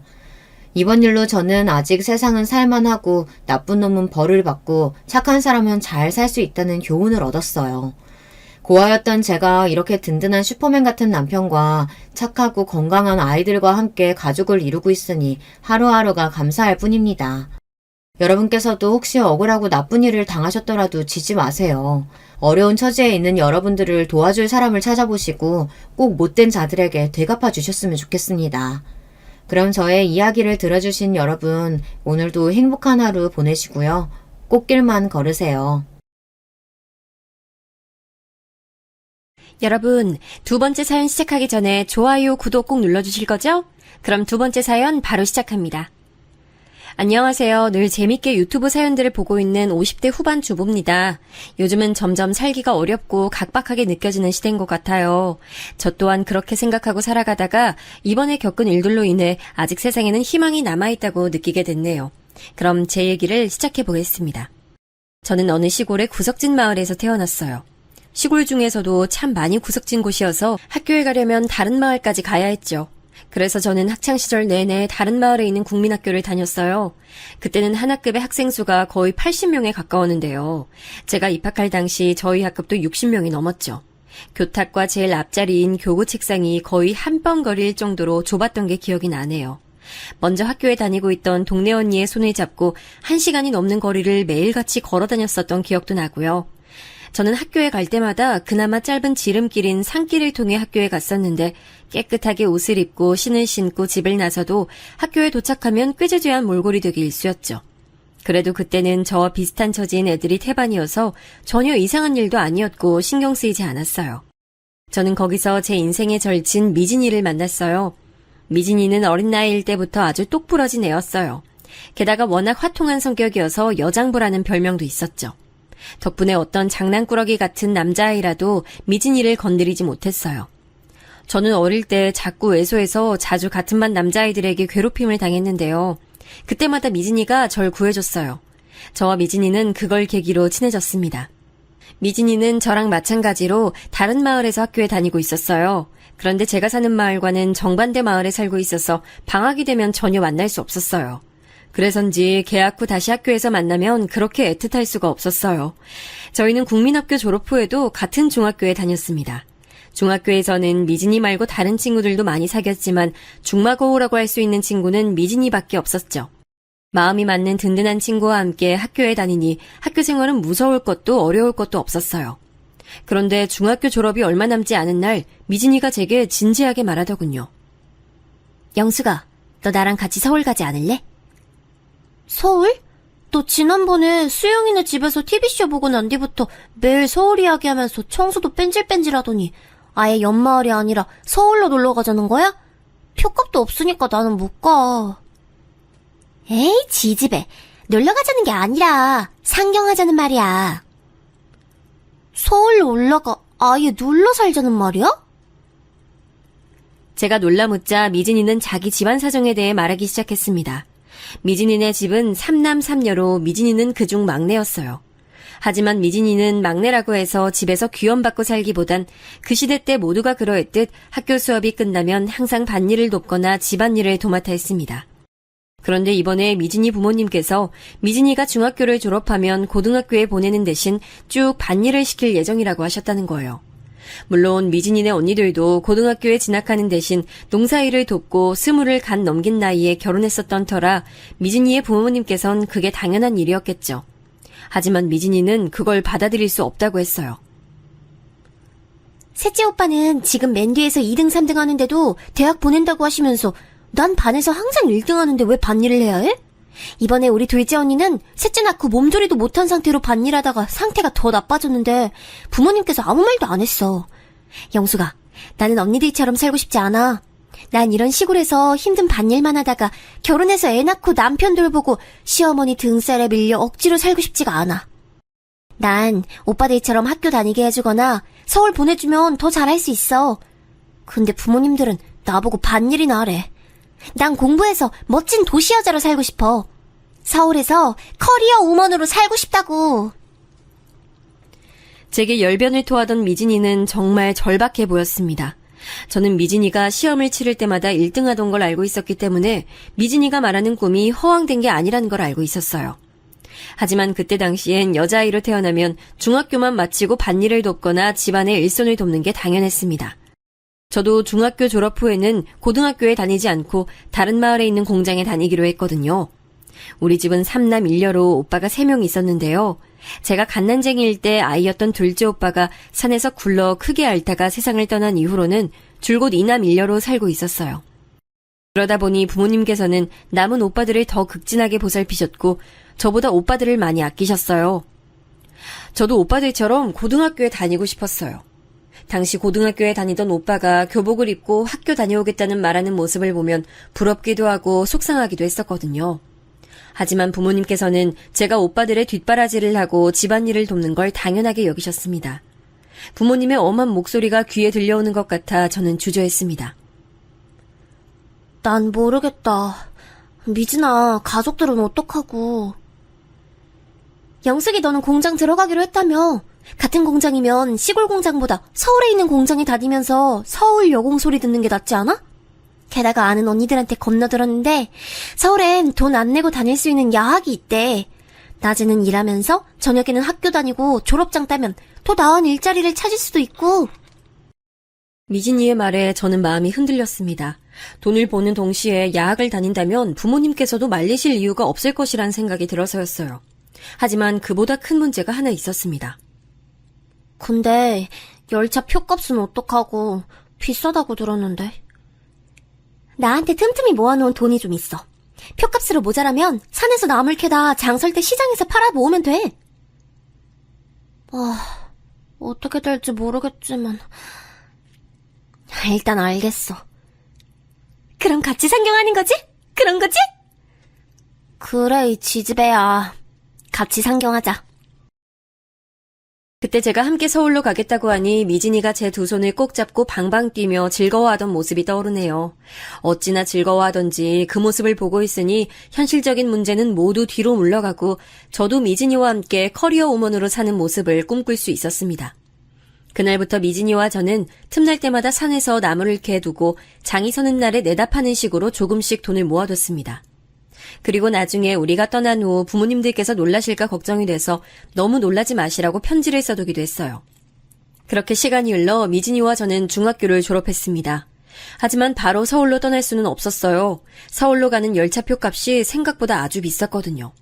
결국 우리는 당분간 돈을 더 모은 뒤 서울에 가기로 했습니다. 미진이는 농사일을 도우며 조금씩 돈을 모았고 저는 인근 마을 공장에 여공으로 들어가 돈을 모으기 시작했어요. 그렇게 바쁘게 시간을 보내다 보니 어느덧 1년의 세월이 흘러버렸습니다. 그래도 차곡차곡 모이는 돈을 보니 서울에 갈 날이 얼마 안 남았다는 생각이 들어 참 설레더군요. 그런데 어느 날 평상시처럼 공장에서 퇴근해 집으로 가던 저는 언덕길에 서 있던 미진이를 발견했습니다. 미진이는 누구에게 맞은 듯 뺨이 퉁퉁 부어 있었고 머리는 산발에 얼마나 울었는지 눈이 새빨갰습니다. 미진아, 너 얼굴이 왜 그래? 누구한테 맞은 거야? 영수가, 나 어떡해? 나 다음 주에 결혼한대. 제가 들은 미진이의 말은 충격적이었습니다. 미진이의 부모님께서 이야기 한번 하지 않으시고 인근 마을의 40대 남자에게 미진이를 시집 보낼 예정이라는 겁니다. 그것도 바로 다음 주에 말이에요. 부모님 말씀을 들은 미진이는 당연히 얼굴도 본 적 없는 아저씨와 결혼하기 싫다고 난장을 부렸고요. 거기에 미진이 아버지는 막내딸 기를 죽인답시고 뺨을 때리고 어디 성한 곳 하나 없을 정도로 몸 구석구석 몽둥이 찜질을 했다는 겁니다. 미진이는 제게 이야기를 하는 동안 내내 부은 눈덩이를 손등으로 문질러가며 엉엉 울었습니다.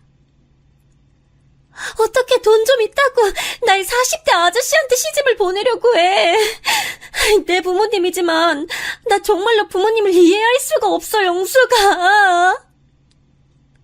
저는 바로 다음 주에 미진이가 얼굴 한 번 안 본 남자에게 시집을 가야 한다는 얘기를 듣자 마음이 급해졌습니다.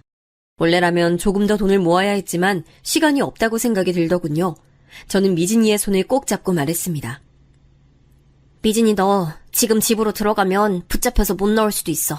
그러니까 오늘은 우리 집에서 자고 내일 같이 서울로 떠나자. 오늘 너희 집에서 잤다간 너까지 부모님께 뭐라 한 소리 들을 거야. 그럼 우리 계획 다 물거품 될지도 몰라. 오늘은 이대로 돌아가고 내일 내가 짐 들고 틈을 봐서 우리 다니던 중학교 근처로 나올게.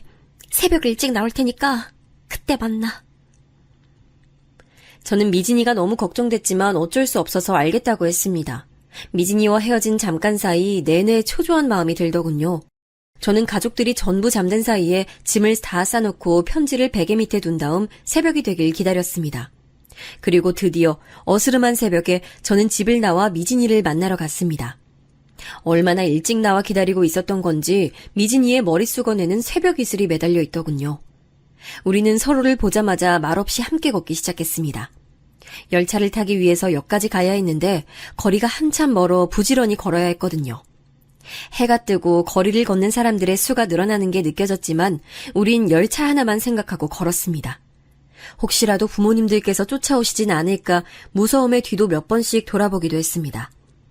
그렇게 열심히 걷다 보니 아침 첫 차 시간에 맞춰 열차역에 도착할 수 있었어요. 열차를 타려는 사람들이 표를 사기 위해 길게 줄을 서는 걸 보고 저랑 미진이도 같이 줄을 섰죠. 줄이 점점 줄어들고 미진이와 제가 표를 살 차례가 됐습니다.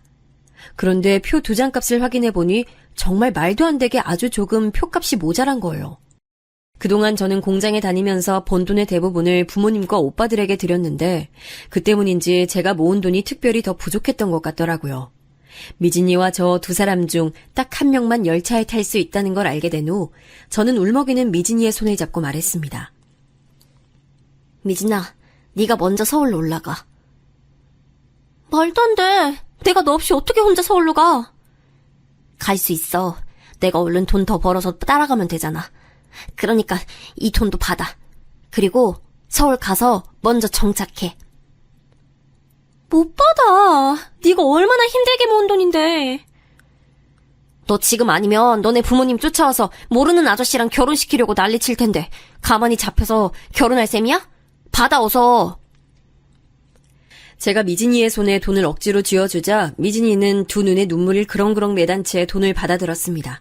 뒤에 있던 사람들이 왜 이렇게 오래 걸리냐고 소리쳤던 탓에 저는 옆자리로 빠져서 미진이가 표 사는 모습을 지켜봤습니다. 미진이는 표를 손에 꽉 쥐고 계속 눈물을 흘렸습니다.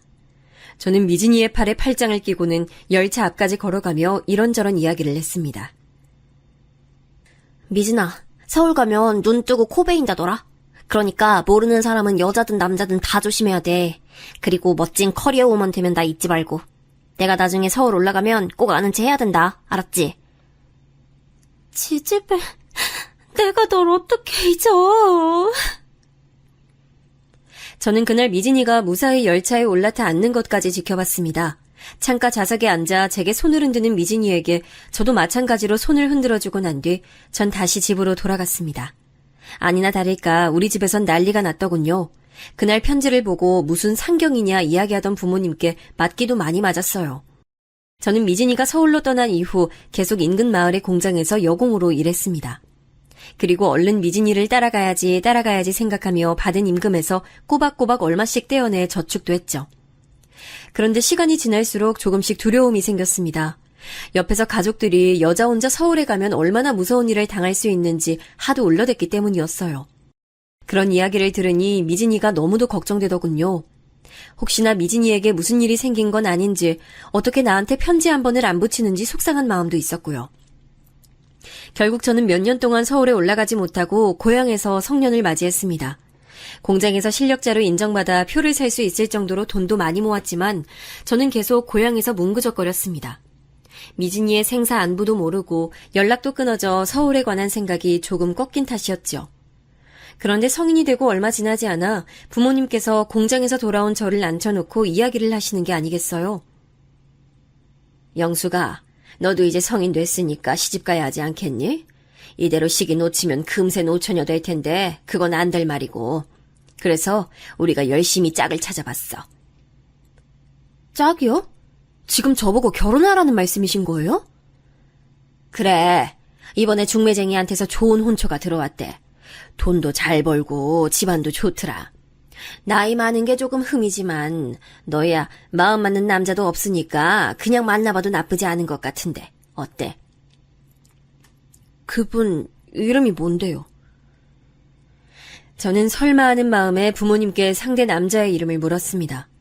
그런데 이럴 수가, 남자의 이름이 미진이네 부모님께서 미진이와 결혼시키려고 했던 남자와 같은 겁니다. 충격을 금치 못했어요. 몇 년 동안 미진이를 따라서 서울로 간다는 생각만 하고 계속 뭉그적거린 여파가 절 이렇게 만든 거라는 생각이 들었습니다. 엄마, 전 그분과 결혼하고 싶지 않아요. 네가 아직 만나본 적이 없어 그래. 만나면 생각 달라질 수도 있어. 남녀 사이 일은 직접 겪어봐야 하지 않겠니? 싫어요. 그 남자 미진이네 부모님이 미진이랑 결혼시키려고 했던 남자잖아요. 뭐라고? 너 설마 미진이하고 연락하는 거야? 아니면 어디서 또 헛바람이 들어서는 하늘 같은 부모 말씀에 토를 달어? 그리고 돈 많은 사돈 두면 네 오빠들이 얼마나 기가 살고 좋겠어. 이기적으로 굴지 말고 가족을 위한 길이 뭔지 잘 생각해봐. 결국 부모님께선 오빠들을 위해 제가 그 남자와 결혼하길 바라셨던 겁니다. 부모님의 말씀을 들으니 전 마치 제가 오빠들의 뒷바라지만을 위해 태어난 존재 같았어요. 저는 부모님의 말씀을 듣고 독하게 마음을 먹었습니다. 한 번이 어렵지 두 번은 어렵지 않더라고요. 저는 다음날 새벽에 그동안 모아둔 돈과 짐을 싸들고 공장에 출근했습니다. 그리고 공장장님께 공장을 그만두겠다고 말씀드리고 나머지 임금은 부모님께 갈 수 있도록 해뒀습니다. 그리고 바로 서울로 가는 열차를 타기 위해 역으로 갔죠. 서울행 표를 사고 열차 좌석에 앉으니 드디어 서울에 간다는 기분이 들어 심장이 빠르게 두근거리더라고요. 물론 그동안 들었던 서울에 관한 무서운 이야기가 떠올랐지만 저는 혼자 서울에 올라가 멋진 커리어 우먼이 되어 있을 미진이를 생각하며 용기 냈습니다. 그리고 몇 시간 만에 저는 드디어 상경할 수 있었습니다. 서울은 고향과는 다르게 모든 게 다 빠르고 사람도 많더라고요. 저는 바로 사람들에게 길을 물어 묵을 곳을 알아봤습니다. 그렇게 찾은 근처 여관방에서 짐을 풀고 난 다음 날부터 본격적으로 일자리를 알아보기 시작했죠. 저는 고향 근처 공장에서 일한 경력을 살려 서울 내의 공장에 들어가 여공으로 일할 수 있었어요. 그러면서 동시에 미진이가 말했던 야학에도 다니게 됐습니다. 몸이 좀 고되긴 했지만 고향에서의 생활과는 비교할 수 없을 정도로 정말 즐거웠죠. 하지만 한편으로는 마음 한구석에 걱정과 슬픔이 쌓이고 있었어요. 공장에서 일을 시작한 뒤부터 전 매일 미진이에 대해 알아봤지만 전혀 찾을 수가 없더라고요. 설마 정말 큰일이라도 있는 건 아니겠지. 아니야. 서울은 워낙 넓으니까. 지금 미진이가 서울 어딘가 멀리 있어서 찾을 수 없는 걸지도 몰라. 저는 애써 마음을 다독이며 서울 생활을 이어갔습니다. 그 사이 저는 부모님께 그동안의 제 근황과 집 나올 당시 심정을 담은 편지를 보냈습니다. 부모님께서 쓰실 용돈겸으로 돈도 함께 넣어서요. 저는 부모님이 제게 답장하지 않으실 줄 알았는데 금방 답장이 오더군요. 그렇게 몇 달 만에 서로 연락이 통하면서 저와 부모님은 가족 간에 쌓여있던 불만을 풀었습니다. 가족은 때로 멀리 떨어져 있어야 평온해진다던데 그 말이 맞더라고요. 그 후 저는 쭉 서울에서 생활을 이어갔습니다. 몇 년이 흘러 저는 야학을 졸업하게 되었고 그 후부터는 화장품 판매원이 되어 열심히 생계를 꾸려갔습니다. 판매원으로 일할 때도 저는 미진이를 백방으로 찾아봤습니다. 하지만 행방은 물론 생사조차 알 수 없더군요. 그렇게 살아가다 어느 날 서울에서 사귄 친구의 소개로 지금의 남편을 만나게 됐습니다. 남편은 서울 토박이로 잘 사는 집 아들이었어요. 서울 남자와 사귀게 된 저는 섬세하게 절 보듬어주는 남편에게 금방 빠져들었습니다. 처음에 시부모님께서는 절 탐탁지 않아 하셨지만 저는 그분들에게 예쁨 받을 수 있도록 살갑게 노력했어요. 제 노력이 헛되지 않았는지 시부모님께서는 결혼을 허락해 주셨습니다. 그리고 저와 남편, 그리고 양가 부모님들이 모두 모여 상견례를 냈고 기쁘게도 남편과 결혼했습니다. 저는 결혼 후 시부모님의 뜻에 따라 화장품 판매 일을 그만두고 전업주부가 됐어요. 그리고 20대 후반에 첫 아들을 낳았습니다. 첫 아이인 만큼 양가 부모님의 뜻대로 돌잔치를 크게 열었는데요. 그때 친가, 시가 가릴 것 없이 정말 많은 사람을 초대했습니다. 초대받은 사람 중에는 제 중학교 동창들과 야학 동문도 있었어요. 영수가 너무 오랜만이다. 초대해줘서 고마워. 아들 돌 축하해. 너 그동안 연락 한 번 없어서 걱정했는데 서울 가서 살고 있는 줄은 몰랐네. 이렇게 다시 얼굴 보니까 너무 반갑다. 우리 이제 연락 좀 자주 하고 살자. 참, 너 다음 달에 중학교 동창회 있는 거 알아? 그때 올 거지? 저는 오랜만에 만난 중학교 동창에게 다음 달에 동창회가 열린다는 이야기를 듣자마자 냉큼 참석하겠다고 대답했습니다. 혹시나 미진이가 동창회에 오진 않을까 싶어서요. 제 딴엔 지푸라기라도 잡는 심정이었죠. 그렇게 돌잔치가 끝나고 며칠 뒤 저는 동창에게 고향 근처의 큰 식당에서 동창회가 열릴 거라는 연락을 받았습니다. 저는 남편에게 동창회에 관해 이야기하고 아이를 시댁에 맡긴 뒤 고향으로 내려갔습니다. 그리고 하룻밤을 친가에서 지내다 동창회가 열리는 식당으로 향했죠. 식당 안에 들어가니 오랜만에 보는 친구들의 얼굴이 보였어요. 나이가 들어 많이 달라졌지만 그래도 조금씩 어릴 적 모습이 남아있는 얼굴들을 보니 옛날 생각들이 속속들이 떠오르더군요. 저는 동창들과 그간 어떻게 살았는지, 친구들은 현재 어떻게 사는지에 대한 이야기들을 나누며 정신없이 추억에 빠져들었습니다. 그렇게 한참 시간을 보내고 있는데 누군가 느지막이 식당 문을 열고 들어오더군요. 귓가에 들리는 문소리에 고개를 돌린 저는 그 사람이 누군지 한눈에 알아볼 수 있었습니다. 나이가 좀 들고 입던 옷이 바뀌었다 해도 제가 어떻게 절친의 얼굴을 못 알아볼 수 있겠어요. 저는 앉아있던 자리에서 벌떡 일어나 미진이에게 달려갔습니다. 미진이도 저를 알아본 건지 절 보자마자 두 팔을 벌리고 뛰어오더군요. 미진이를 끌어안자마자 저는 그만 울음을 터뜨리고 말았습니다. 이 지지배야, 살아있으면 살아있다고 연락을 해야지. 어떻게 연락 한 번을 안 할 수가 있어? 어? 미안해, 영수가. 내가 정말 미안해. 미진이와 제가 이렇게 얼싸안고 우는 이유를 몰랐던 친구들은 다들 어리둥절한 표정이었죠. 저는 미진이의 손을 잡고 제가 앉아있던 자리로 데려갔습니다. 그리고 다른 친구들과 함께 인사하며 찬찬히 미진이를 살펴봤죠. 미진이는 그간 고생을 많이 했는지 예전보다 기죽은 느낌에 눈 밑은 거뭇거뭇하게 내려앉았더군요. 하지만 저를 보고 웃는 모습은 예전과 똑같았습니다. 저는 미진이의 손을 꼭 잡은 상태로 그동안 어떻게 지냈는지 물어봤습니다. 미진아, 난 네가 서울에서 큰일이라도 당했으면 어떡하나 걱정 많이 했어. 그래도 이렇게 만나서 얼마나 마음이 놓이는지 몰라. 근데 서울 가서 어떻게 편지 한 번을 안 했니? 내가 네 연락 얼마나 기다렸는지 알아? 나 정말 섭섭하다, 야. 그게 너한테 연락하고 싶었는데 연락하면 부모님이 내가 있는 곳으로 쫓아올까 봐.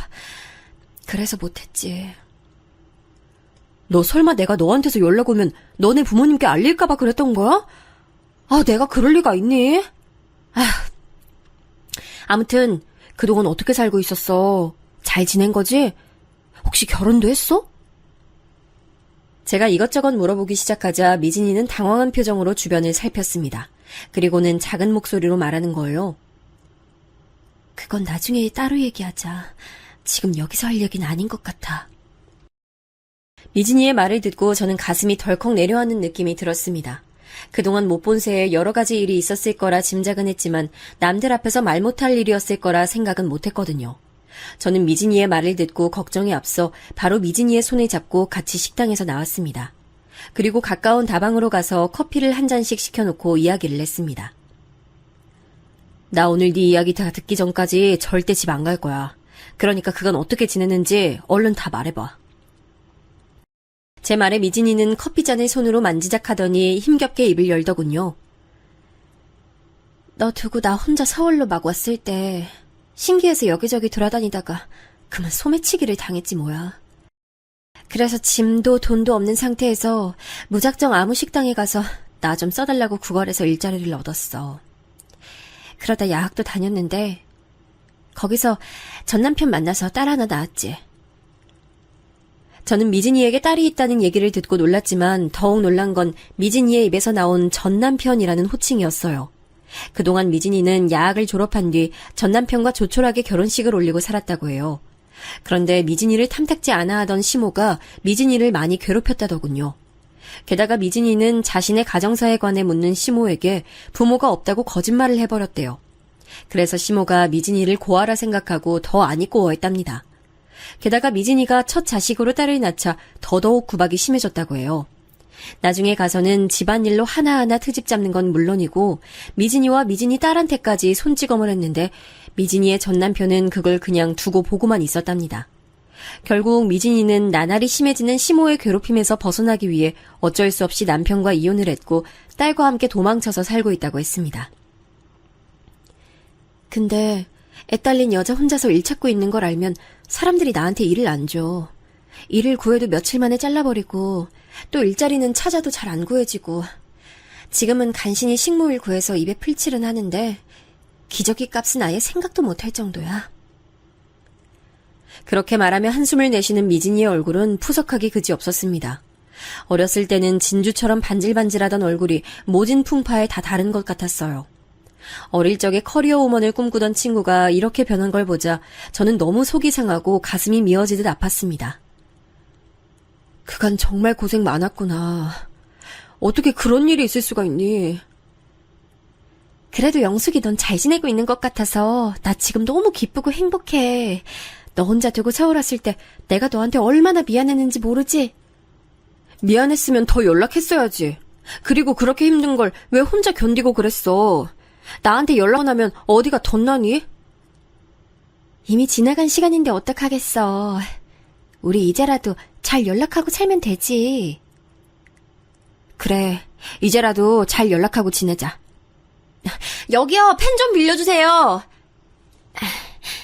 미진아, 이거 우리 집 전화번호야.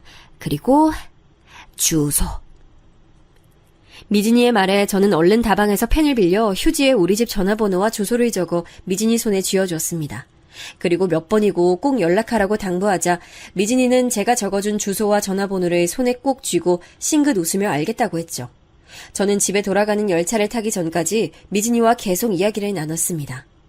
그동안 못다 했던 이야기에 우스갯소리도 나누니 꼭 어린 시절로 돌아간 것 같아 마음이 벅차더군요. 저는 열차를 타고 집으로 돌아가는 내내 미진이에게 들은 이야기를 곱씹었습니다. 다시 서울로 올라온 저는 집으로 돌아가자마자 남편에게 미진이와 만난 이야기를 했습니다. 제가 남편에게 미진이에 대해 몇 번 이야기한 적이 있어서인지 남편은 바로 미진이를 기억해냈습니다. 잘 살아 있었다니까 다행이네. 근데 당신 표정이 왜 이렇게 안 좋아? 그게 말이죠. 미진이가 형편이 많이 안 좋은 것 같더라고요. 저는 남편에게 미진이에게서 들었던 이야기를 전부 말했습니다. 여자 홀몸으로 아이를 키우는 게 얼마나 어려울지 마음이 아파도 너무 아프더군요. 하지만 미진이는 자존심이 강한 친구라서 제가 도와준다고 하면 도움은 옛날에 한 번 받은 걸로 충분하다고 할 것 같았어요. 제가 어떻게 하면 좋을지 묻자 남편은 잠시 생각해보더니 이렇게 말하더군요. 당신의 오랜 친구라면 도와주는 게 당연한 일이지. 대신 그 친구에게 도움을 줄 때 익명으로 주면 어떨까? 그럼 누가 보낸 건지 모를 테니 거절하지 않을 것 같은데. 그리고 당신이 원한다면 나도 같이 도와줄게. 저는 다정한 남편의 말에 감동했습니다. 그리고 그 말에 힘을 얻어 저는 제가 가진 금반지와 폐물들을 팔아서 500만 원을 모았어요. 남편은 거기에 보태라고 제게 또 따로 500만 원을 지원해줬죠.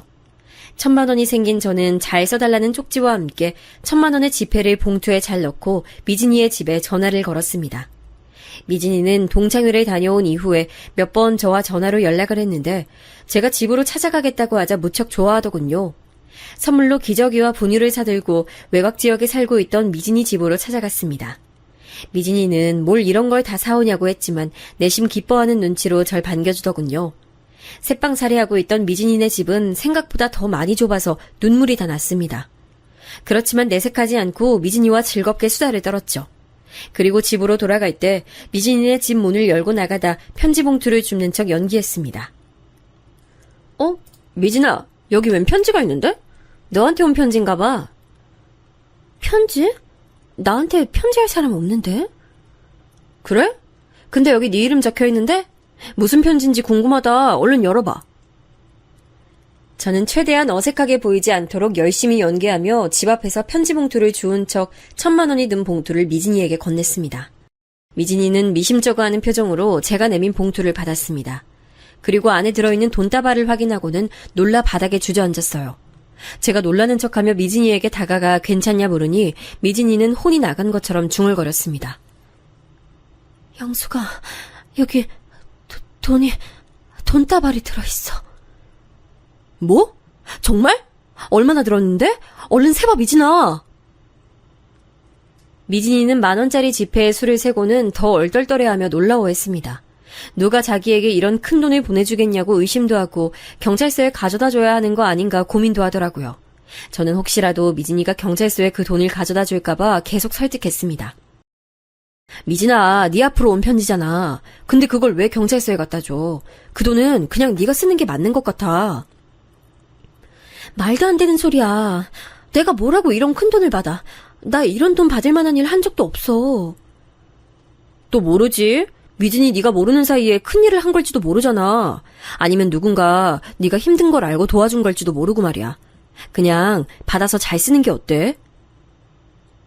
그럼 나 정말 이 돈 써도 되는 걸까? 당연하지. 네 앞으로 온 거니까 그 돈 전부 네 거지. 미진이는 저를 한참이나 말없이 바라보더니 이윽고 눈물을 펑펑 쏟았습니다. 그리고 정말 돈이 필요했었다고 훌쩍이면서 웃더군요. 당시에 1000만 원은 큰 돈이었지만 미진이의 기뻐하는 얼굴을 보니 하나도 아깝지 않더라고요. 미진이는 눈물을 그치곤 결심한 표정으로 제게 말했습니다. 나 이 돈 아낌없이 써서 내 딸이랑 잘 살아볼 거야. 그리고 누군진 몰라도 내가 이 은혜는 잊지 않고 나중에 꼭 갚을 거야. 그래, 미진아. 정말 잘 생각했어. 미진이는 그날부로 새빵살이를 그만뒀습니다. 그리고 새롭게 이사할 곳을 알아보더군요. 미진이가 이사가기로 한 곳은 같은 서울이었지만 제가 살던 곳에서 멀리 떨어진 곳이라 자주 오가긴 어려웠습니다. 그래서 미진이와 저는 따로 만나기보다는 전화로 연락을 하는 일이 많아졌습니다. 그런데 이 시기에 제가 둘째를 임신하고 미진이도 새로 일자리를 알아본다고 바빴던 터라 다시 연락이 뜸해지더군요. 제가 둘째를 낳고 미진이도 새롭게 일자리를 구하고 나면 좀 나아지려나 했는데 오히려 둘째 출산 후 신경 쓸 일이 많아 더 바빠지더군요.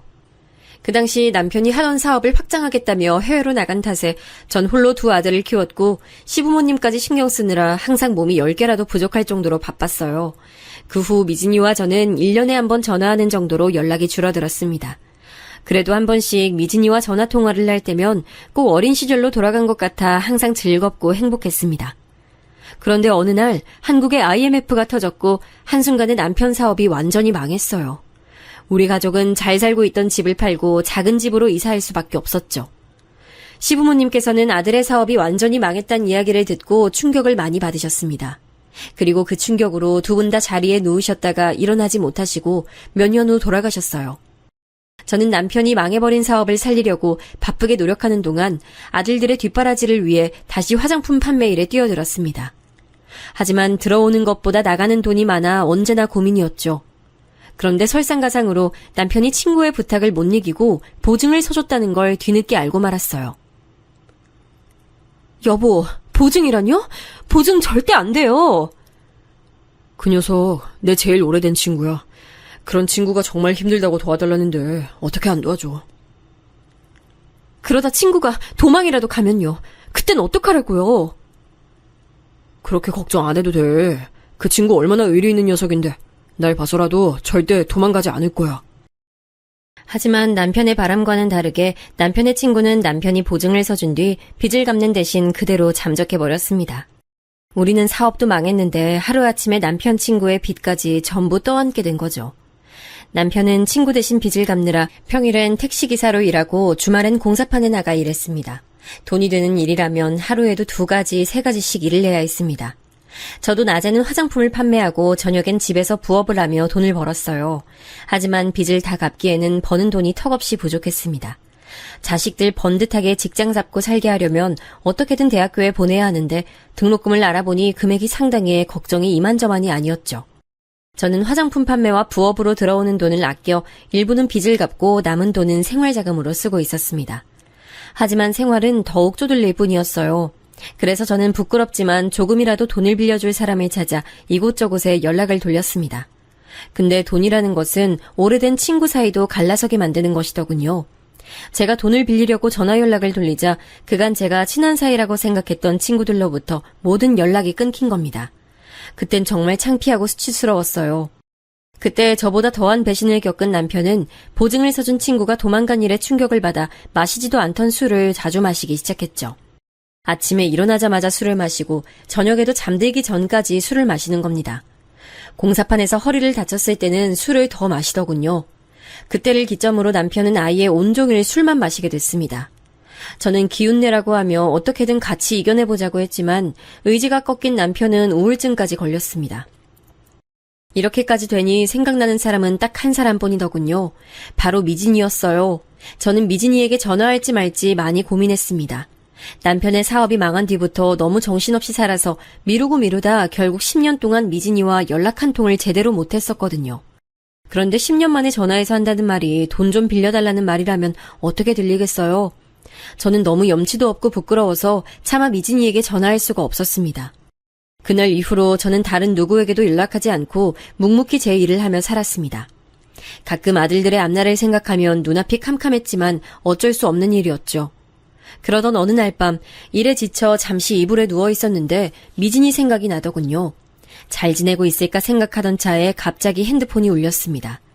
핸드폰 화면을 확인해 보니 전화한 사람이 바로 미진이었어요.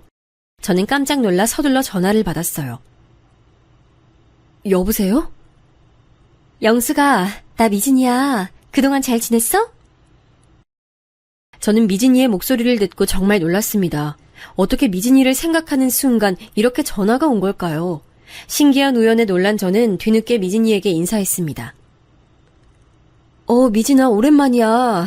그럼 잘 지냈지? 목소리 오랜만에 듣는다. 무슨 일 있어? 무슨 일 있기는 난 잘 지내고 있었지. 그보다 영수가, 너 다른 사람들한테 돈 빌려달라고 전화했다면서 중학교 동창 양이가 말해주더라. 저는 미진이의 말에 너무 부끄러워서 전화를 끊고 싶었습니다. 저와 연락을 끊은 많은 사람처럼 내 하나뿐인 절친에게도 결국 버림받는구나 싶어 눈물이 나더군요. 저는 애써 떨리는 목소리를 감추며 미진이에게 말했습니다. 맞아. 남편 사업 망한 뒤에 남편이 보증까지 잘못 써서 빚이 많아졌거든. 그래서 돈 좀 빌리려고 연락했더니 다들 거절하고 연락을 끊더라. 너 혹시 내가 너한테 돈 빌려달라고 연락할까봐 미리 선수 쳐서 전화한 거야? 그런 거라면 걱정하지 마. 그런 말 안 할 거니까.